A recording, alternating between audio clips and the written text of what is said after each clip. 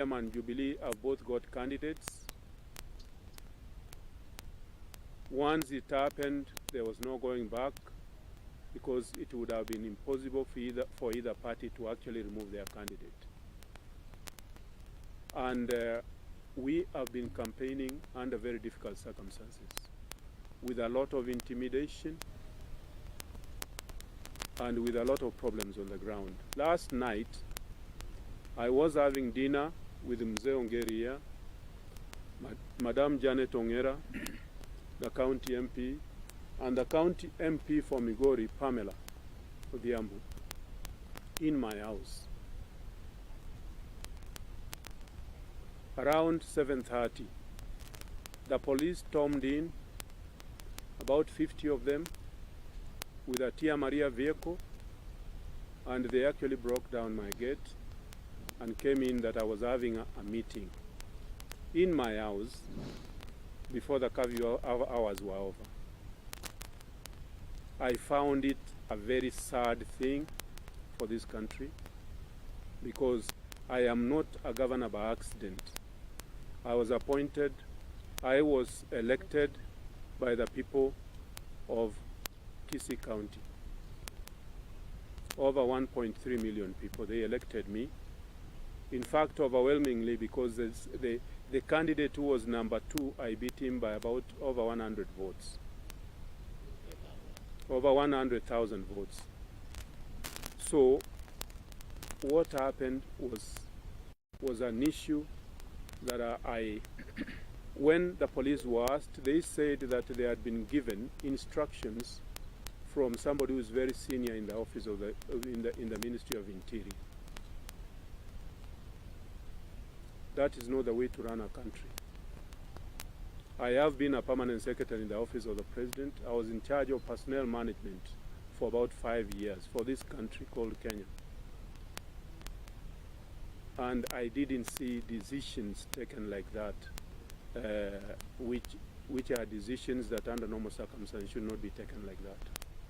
We are a peaceful, loving country, and protocol should be followed, especially the house of the governor, where he's having his own private visitors, and then wrong information is given that he's having a meeting there. And police, over 50 officers, storm in and break down the governor's gate and get in, is something that should not be allowed in this country. I'm calling my president, whom I love very much, to put a stop to this, because the elections come and go. As leaders, we are all transitory. We stay in positions for a certain time and we move on, but the democratic institutions in this country must be maintained. I think I would want to stop there. I would ask Honorable Janet Ongera if you can come here and sit here and also say a few words. Thank you very much. I'll answer your questions later.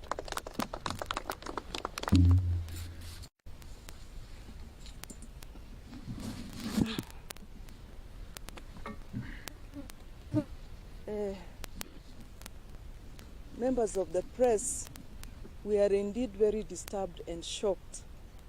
We have been campaigning on the ground in Bonchari with my colleagues here, members of parliament who are here, and our Secretary General and ED, and our Senator and the Governor. What has shocked me that throughout this campaign, the teams that have been leading have been followed by police officers armed to the teeth with tear gases and truncheons, and tear gassing innocent women, pregnant women, and children. Yesterday, what saddened me is that a woman who was expecting fell down when she was tear gassed. This is not the way to look for votes. It is indeed shocking that they can even raid the house of the governor. What kind of politics is this? And myself, governor has been very polite. I want to put it squarely. My friend Fred Matiang'i, do not misuse your powers. When the state has given you powers, use them right. Do not misuse them. Campaign in a civil manner. If you are supporting your Jubilee candidate, come and walk about. Do house-to-door campaign the way we are doing it. Secondly, I'm demanding from IEBC to tell us why did they set up a by-election and they cannot allow us to do voter mobilization. Can the returning officer tell us? And thirdly, I'm demanding from the government, whoever who is in charge of these security agencies, can you tell us why did you allow IEBC to start a by-election when you knew there was COVID? Do not misuse COVID. There is a by-election going on where is that? In Juja. How come they are not chasing people away saying that there is COVID? A by-election was done in Sambweni. How come they never said there was COVID? In Matungu. How come there was no issue of COVID? And lastly, why is it that the Jubilee candidate Opore is 24-hour security and campaigning, including going at night, and is never arrested? Yet all these other candidates are being tackled every day. Thank you very much.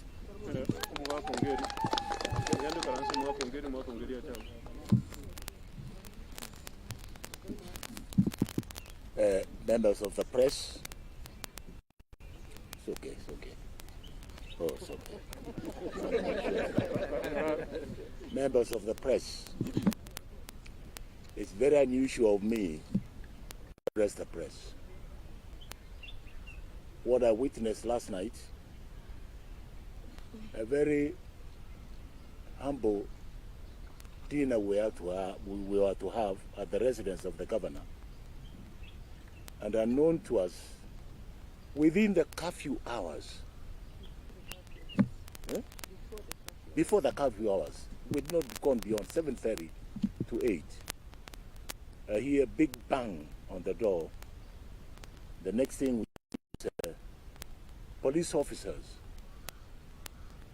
coming to raid the residence of the governor.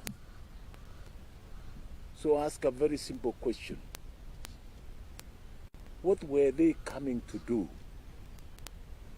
Is it not considered polite that you ring the governor of the county, and even if there was an allegation, tell him that we have heard about this, and give the governor the first chance to be able to tell you what it is? But storming a residence of a governor, a constitutionally elected governor, I find this to be totally obnoxious, to say the least. I've espoused peace. I preach peace, and I preach orderly society. I sat in Serena, and I asked, one of the things that we carried out in Serena is for this country to be governed under the rule of law. And the rule of law requires that you give a fair chance to both parties to express their opinion. I'm not a stranger to government. I've been a minister for many years. I've been an ambassador for more than 10 years. I've been a professor at the University of Nairobi. And I've respected authority throughout my life. And I will continue respecting the authority throughout my life. But when the authority goes beyond the excesses that I saw last night, that is totally unacceptable. It is totally unacceptable. You cannot come and disturb orderly people. This is a campaign period. The campaign window is still on until Saturday. And therefore, every candidate has a right to persuade voters to vote their direction. In this case, I have a right to persuade the voters to vote for my candidate, Engineer Omeke, whom I believe quite strongly he's in the lead. What I'm seeing now are maneuvers to try and create chaos, confusion, so that the voting can be compromised. Sure. It's not going to happen because I've been around, I've gone around, and the resolve of Bonchari people that I've seen in their faces, in their utterances, is going to shame them. Give the people of Bonchari their constitutional right to vote for the candidate of their choice. Don't try and maneuver and manipulate results. It's not, you may have a temporary relief that you've won, but I can assure you, in my experience, you have lost it all. You have lost it all because you must understand where people are coming from and where they're going. There are different seasons. Seasons when we must play like now, and seasons when we must sit and relax.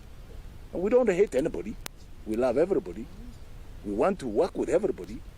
But when you start putting your finger into my nose, then I must react. The only way I can react is to appeal to the voters of Bonchari that if you had any doubt, your candidate is Engineer Oimeke. If you had any doubt anywhere whatsoever, your candidate is Engineer Oimeke. Let us for once show Kenyans that we are a mature population in this goosey land. And the decent thing we can do is to have decent elections. Absolutely. That's all we're asking for. And I know of other arrangements which I've had, I've seen, I've witnessed. Even when I drove here this morning, I received very critical information that manipulation of the voter turnout and the voting pattern is going to be manipulated. We are not cowards. We have been there in these elections before many times. We have won and we have lost. So we know the art of winning and the art of losing. So we're not strangers to these processes. So I appeal to the IEBC, take charge of these elections. I appeal to the security forces. Ninyi ni watumishi kwa wote.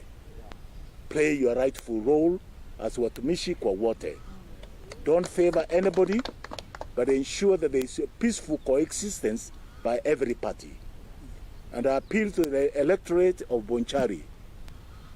Don't be upset even if they chase you from the line to come and vote. Insist that you want to vote for your candidate of your choice. God bless Kenya and God bless Goosey Land. It's my pleasure to invite our Secretary General to read a statement.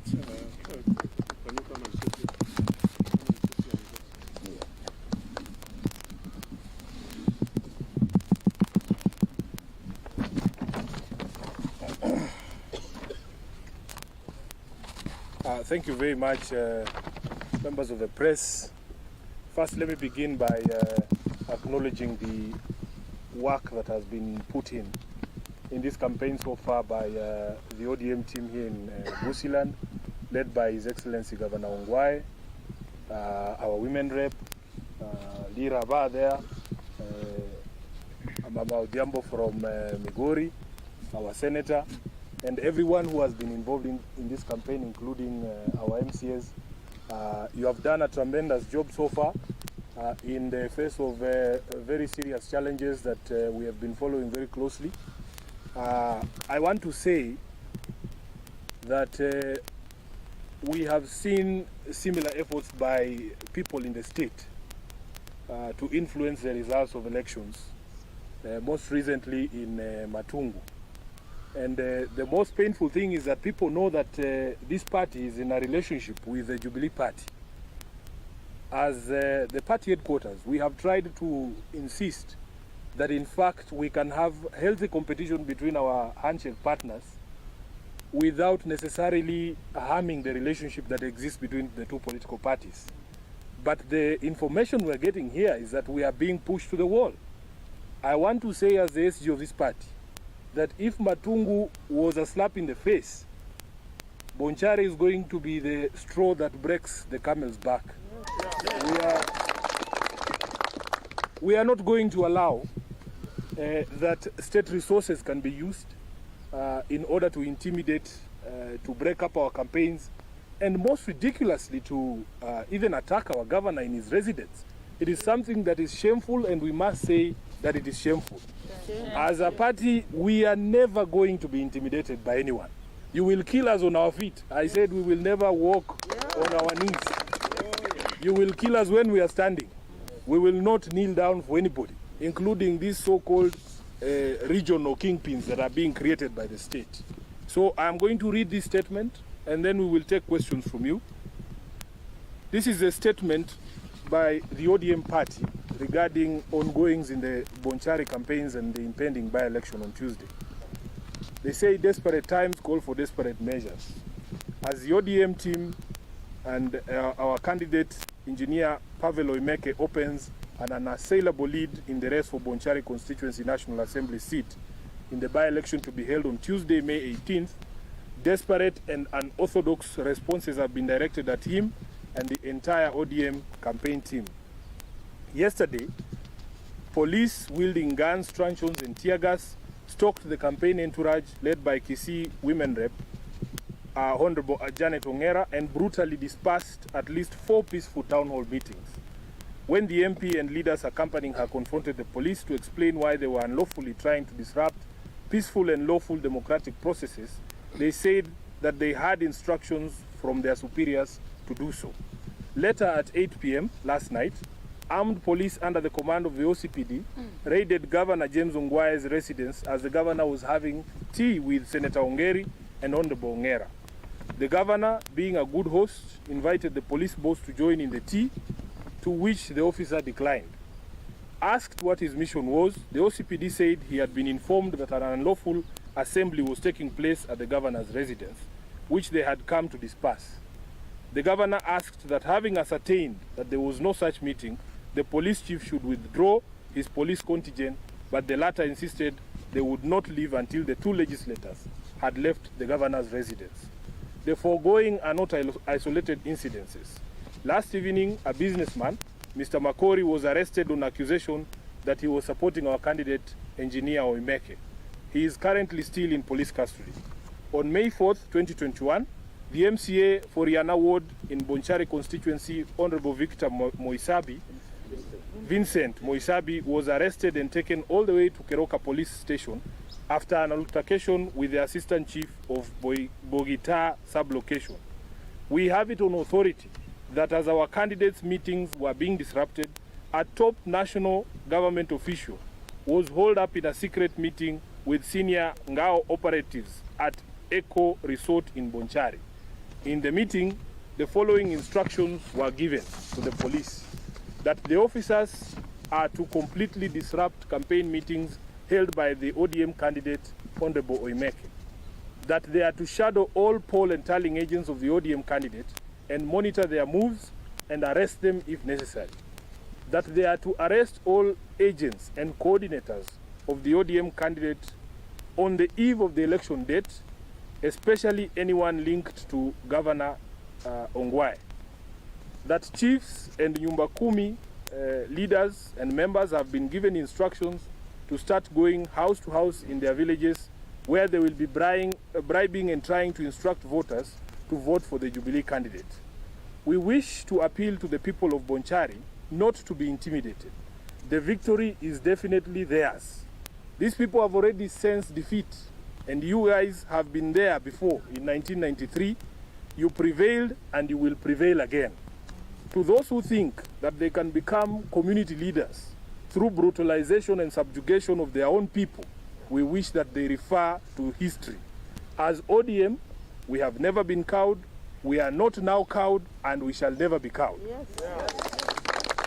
Now, I want to add a point of information that, in fact, my office, through the executive director of the party, had written a letter to IEBC, specifically setting out some of these incidents, including pronouncements by people in the provincial administration, specifically the chiefs, that the government has a candidate in this election.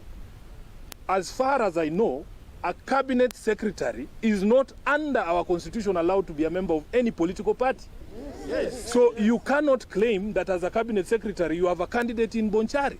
If you want to be a politician, please take off your cabinet secretary title. Yes. And then kuja ukutane na wanaume na wanawake kwa kiwanja. Lakini mtu ambaye anajificha nyuma ya bunduki, mtu ambaye anajificha nyuma ya kirauni, mtu ambaye anajificha nyuma ya polisi na tear gas, huyo sio mwanasiasa. Huyo sio mwanasiasa. Lazima tuwaambie serikali kwamba wale ambao wameajiriwa na serikali, awe ni waziri, awe ni chifu, awe ni polisi, wajiondoe katika siasa za Bonchari, waache wananchi wa Bonchari wachague mbunge ambao wanataka.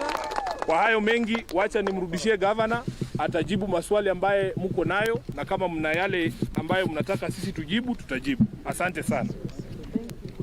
Thank you very much. Thank you very much. Thank you very much, SG. Thank you very much, SG. I would want to talk in Kisii. Are there, before I ask any questions, are there the ones from Kisii stations, are your things here? So I'll talk in Kisii. Esaba gusiba minte smuaika, especially abagusiba Kisii County, one governor eno James Ongwae. Igonde igangi cyane terero otole no mugaka Professor Samongeri, tole nangina bantu mu county MP Janet Ongera, nindene na omo MP o Migori Pamela Odhiambo, nindene Secretary General ya ODM omo Sikesfuna, nindene Executive Director ODM omo Sikongwen, nindene Timothy Bosire Treasurer ya ODM, ninde n'abaraya ba MCA leader of majority n'aba MCA leader of majority one ne candidate ya ODM nere Pavel Omekeno ara igonta gete ko bate abagusi inga chikure kya Bonchari yekorolekana nga abantu mbale batagete guchira ne chinguru ekiagera last night ense ya mone nusu ya botuko igona arenge no mugaka Ongeri na arenge no mongina Janet Ongera na arenge no mu county MP o Migori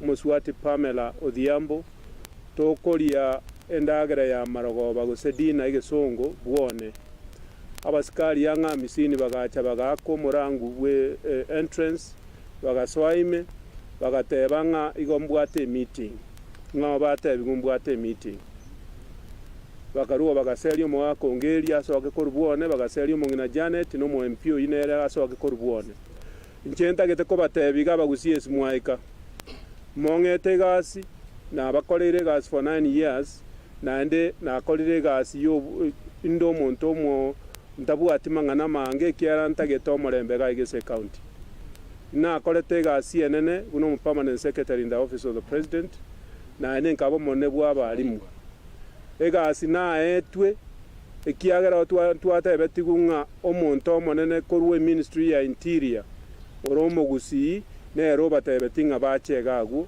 bache buone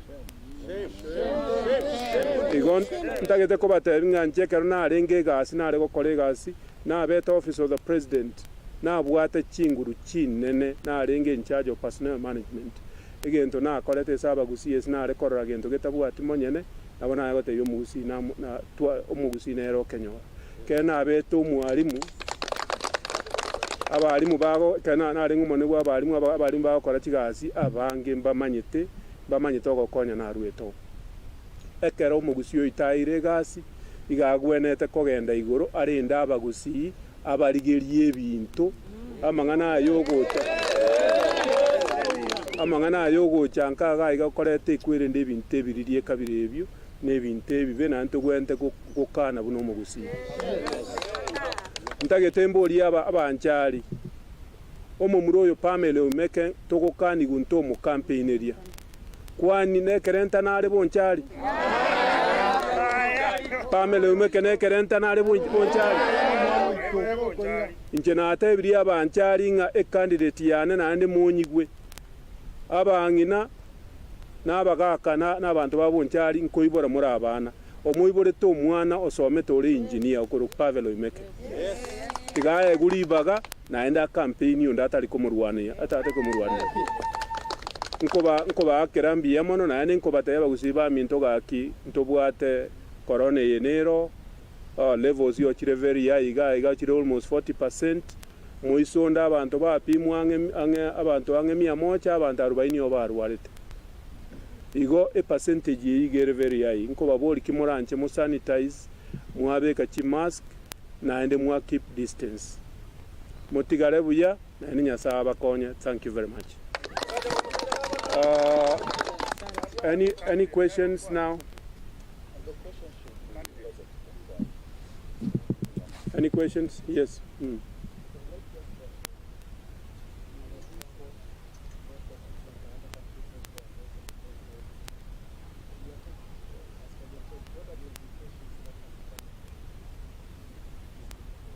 You know, Kisi is a peace-loving people.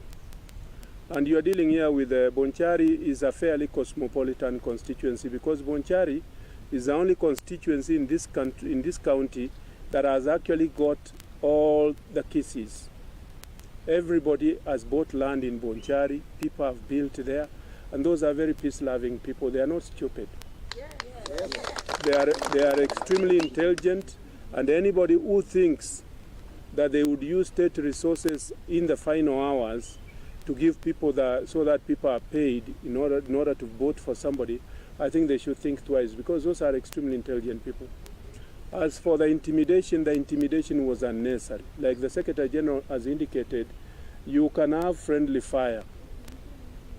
The two candidates are doing fairly well on their own right, and they are handshake candidates. So whoever would have won should not have worried the handshake fraternity. So we should have allowed friendly fire. What has now happened is you have made people like the governor of Kisii County who is talking here, who doesn't like this type of talk. For 9 years you have never had me talk like this. But desperate times call for desperate measures. And I have been left with absolutely no option other than to do what I've done. And I want to indicate that if this continues, I will not stop here.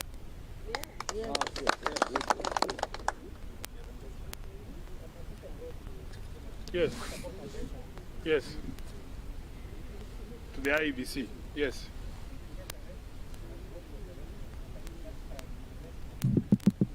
You know, in the usual manner of see no evil, hear no evil that has characterized the leadership of Wafula Chebukati, he wrote to us a response throwing the responsibility of reining in these rogue state officers to the office of the DPP. We do believe that offenses that are happening in the context of a by-election should be handled at his level as the chair of the IEBC. And Madam Ongera has said here, in fact, we want to leave this press conference and go and see the returning officer for Bonchari.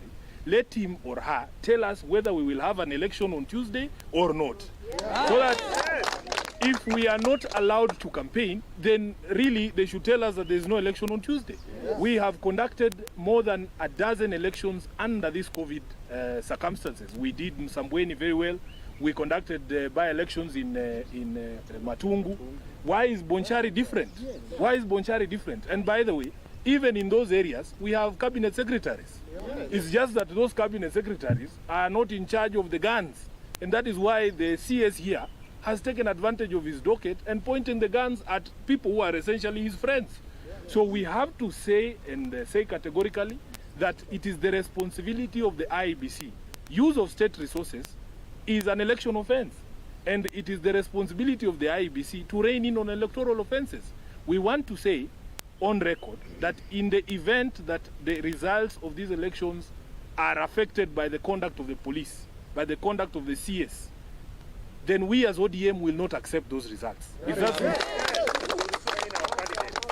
we will not accept those results. And I have said, and I want to repeat, we as a party have been faithful in the journey that we have taken together with our friends in Jubilee. We raised concerns about the conduct of the state in Matungu, which is what I want to call a slap in the face. If they do the same in Bonchari, it is the straw that will break the camel's back. Sawa sawa? Yeah. Thank you very much, ladies and gentlemen. Thank you.